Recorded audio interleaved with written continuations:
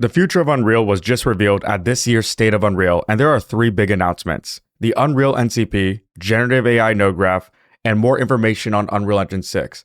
Specifically, that UE6 Early Access is scheduled to release late next year, and they are phasing out blueprints. I have some thoughts on this, so I'll be sharing it in the second half of this video. To begin, Epic showcased the newest version of Unreal Engine 5.8. I posted a video covering some of the biggest features of 5.8. You could check it out on the channel, but the feature that Epic showcased the most during this talk was the new Unreal MCP, which stands for Model Context Protocol.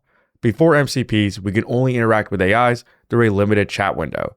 That is how the old AI assistant in Unreal works. It's just a chat box where we can ask it questions. While it is helpful, it has no context about what you're working on in Unreal and was unable to make any changes to your project. It can only give you very generic answers. Model Context Protocols fix this because it is a bridge between AI and Unreal Engine. It lets AI look at and interact with the Unreal project you are working on. Unreal Engine is able to give context to AI models to make them actually useful. In the demo, they showed Claude using the Unreal MCP to connect, but you can use any AI that you choose, whether you prefer ChatGPT, Gemini, or something else. This lets the Unreal MCP evolve with the industry, because if a new AI comes out that is smarter than the rest, then you can connect the new AI to Unreal to get that benefit. This also lets Epic not have to create their own AI model, which is an expensive process. The first example shown was the MCP placing furniture in a small room. The next example was the main one, which was the MCP using the tools in the engine to create an entire city. There was some confusion around this, so let me be clear. Using an MCP is not generative AI art. The MCP isn't creating any new art assets. It is using the pre-existing ones that already exist in your project and is utilizing them just like how you would interact with Unreal as the editor. We cannot just prompt the MCP to make me a city in Unreal. Epic very specifically set up this project to help guide the MCP to make the correct decisions. The majority of the work here was being handled by procedural content generation graphs that, from my understanding, looked to be human-made. The MCP then took these graphs, connected them together, and placed them in the world to create the city. This is something you, the editor, could have done, but using the AI made a complicated process like this with a lot of moving variables faster. Epic is releasing PCG tools specifically meant for the AI to use. They also showed the MCP creating nodes for materials and simple blueprint logic. So now Claude can understand blueprints, create them, and edit any blueprints you have in your project, which is super helpful. Now, all the demos shown were sped up. They were not real time because it takes a while for the AI to get through all the information from Unreal to understand the context of what you want. And then it takes a while for the AI to decide on the best action in the editor to take. For the example where they're set dressing a room, on a lower end AI model, you can probably place these objects faster. But if there is anything we have learned in the past couple years, it's that AI gets better each month. There's always a better, faster AI model releasing that we can plug into the Unreal MCP. Eventually, the AI will work so fast, it will be hard to keep track of what it's doing. Also, the AI doesn't have access to the entire engine just yet.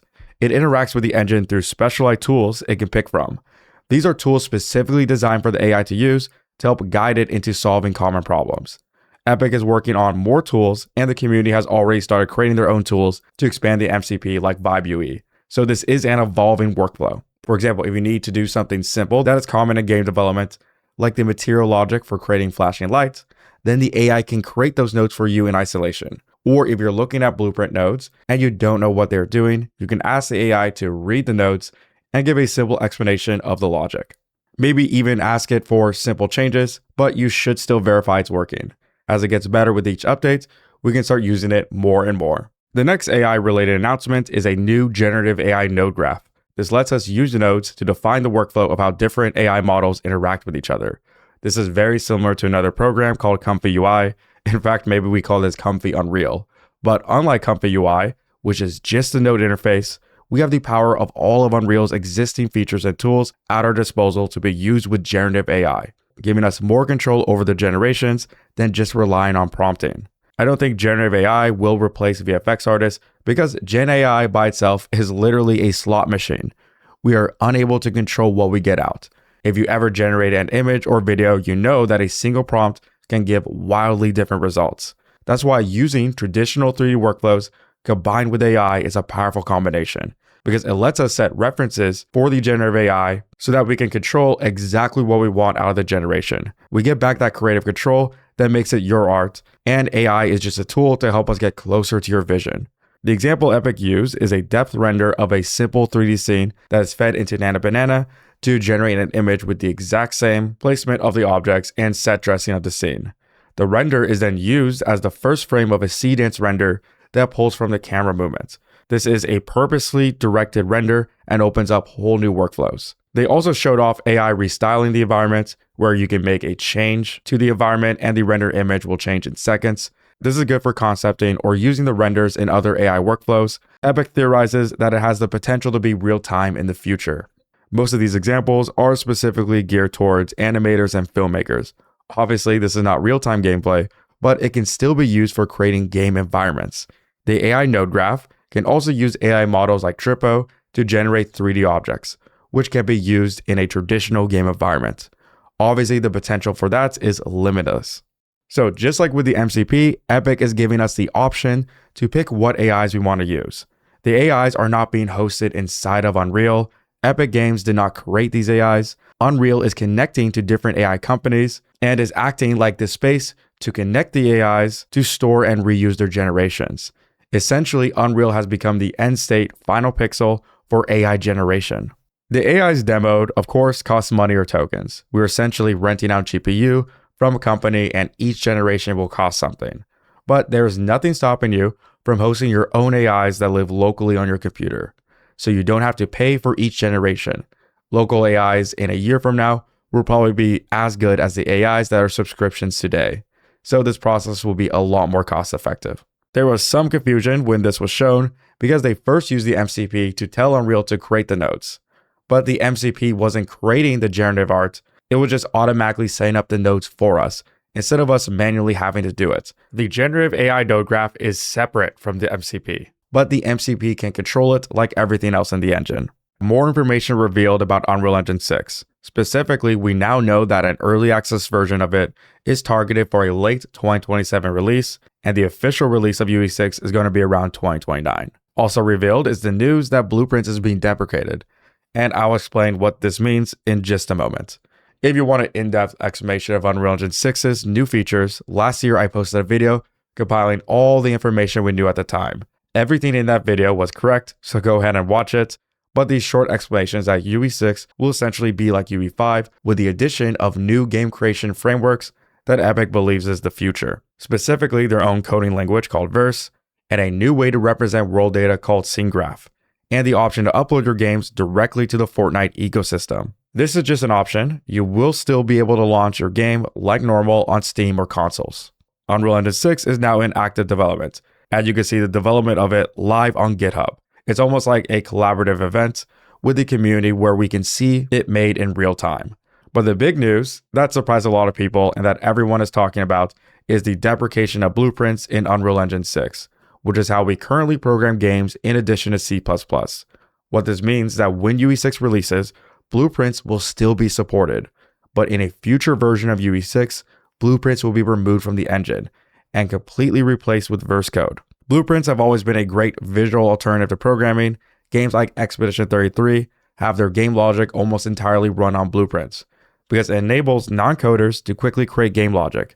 Even large studios use blueprints for scripting. A common workflow is to build the core systems, such as networking and lower level gameplay logic in C++, then expose that functionality to blueprints so designers, artists, and other team members can quickly prototype and build high-level gameplay without needing to write code. Also, blueprints is the connecting tissue between everything in the engine. It allows different systems like materials or particles to communicate with each other. So now if you want to do something as simple as a dynamic material change of color, that will have to be done through code, when beforehand you could have just used nodes. The original plan was to replace blueprints with a visual version of Verse, which the community speculated would be a node system like blueprints that converts nodes into verse code. Instead, Epic has chosen not to do this, and to make verse code the replacement to blueprints, with the goal to make coding as accessible as possible. Getting rid of blueprints is one thing, but not replacing it with a better visual node-based scripting would be a mistake. Coding in Verse is not beginner-friendly as a first programming language. It has a unique syntax shaped by functional programming and gameplay concepts, which introduces complex ideas very early. This is asking a lot from people just starting out. It's not a simple step-by-step language like Lua or Python, which are easier. We should only start thinking about transitioning to Verse once UE6 actually releases. To recap, I love the new AI tools. This is a great direction for Unreal. Instead of competing with the latest AI models, building it directly into the engine, Epic is giving us the tools to pick and choose what AIs we want to use for more creative flexibility. I also understand why transitioning to a new version of the engine will be a good opportunity to completely rework the fundamental architecture of the engine. The one thing I am worried about is the lack of replacement for blueprints that lets us program visually, because this will make creating an Unreal for artists, especially for new users, harder. All right, subscribe because there are a lot of new videos covering all of these new features when they release. Also, if you want to learn how to create next generation landscapes with the new mesh terrain system, I just uploaded a video on the channel. You can go ahead and check that out. I'll see you next time.